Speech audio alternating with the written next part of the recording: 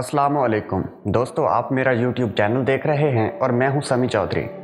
इन मंदिरों की इतनी बड़ी हिफाजत का राज महज वो बेबहा खजाना था जो बुतों में और बुतों के नीचे दफन था।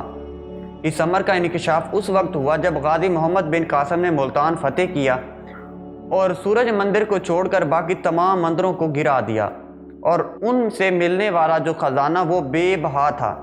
हिजाज बिन यूसुफ ने सिंध की मुहिम की तैयारी के वक्त खलीफा वक्त खालिद बिन वलीद अब्दुल मुतलिक से इकरार किया था कि जितना रुपया और ख़जाना इस मुहिम पर खर्च होगा मैं उसका दुगना आपको अदा करूंगा और इस काम को मैं अपनी ज़िम्मेदारी पर शुरू करूंगा।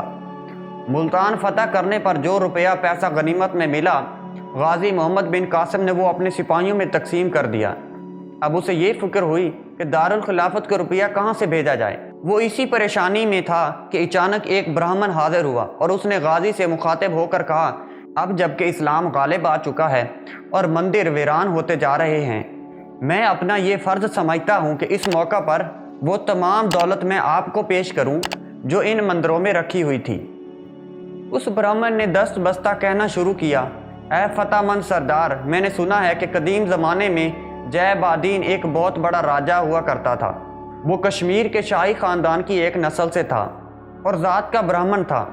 अपनी उम्र के आखिरी अयाम में उसे दुनिया से कुछ ऐसी नफ़रत हो गई कि सारी दौलत छोड़कर वो एक जोगी हो गया।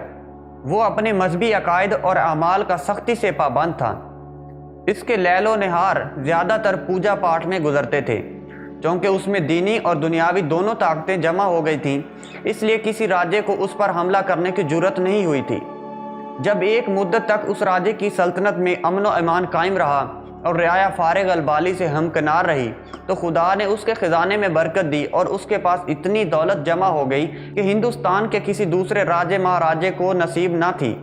जब ख़जाना बहुत ज़्यादा हो गया तो राज्य को उसके तहफ़्फ़ुज़ की फ़िक्र हुई। उसने शहर के मशरक़ की तरफ एक हौज़ बनवाया जिसका दौर 100 गज़ था।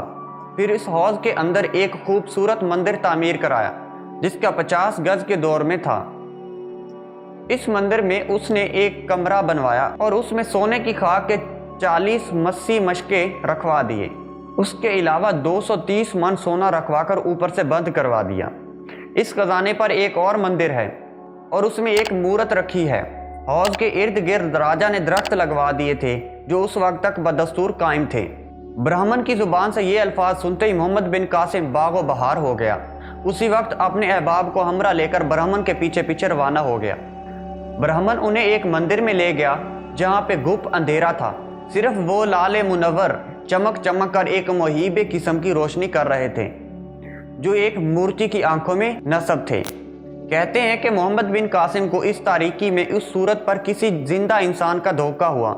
चनांचे उसने तलवार न्याम से खींच ली और वार करने को ही था कि ब्राह्मण ने लपक कर रोका और अर्ज किया, हुजूर, यही वो बुत है जिस राजा बादीन ने बनवाकर अपने खजाने की छत पर नस्ब करवा दिया था और खुद दुनिया से कूच कर गए। मोहम्मद बिन कासिम ने हुक्म दिया कि मूरत इसी जगह से हटाई जाए। फौरन उसकी हुक्म की तामील हुई। मूरत को हटाते ही लोगों को खजाने का दरवाज़ा नजर आया। कुल खजाना निकलवा लिया गया तो 230 मन सोना और जो तलाई खाक तांबे के मशकों से बरामद हुए उसका अंदाज़ा किया गया तो 13,200 मन निकली। मोहम्मद बिन कासिम ने इस सोने और बुत को ख़जाने में दाखिल करने का हुक्म दिया। इसके अलावा माल गनीमत में जितने भी जवाहरात मिले थे वो भी दाखिल ख़जाना कर दिए गए।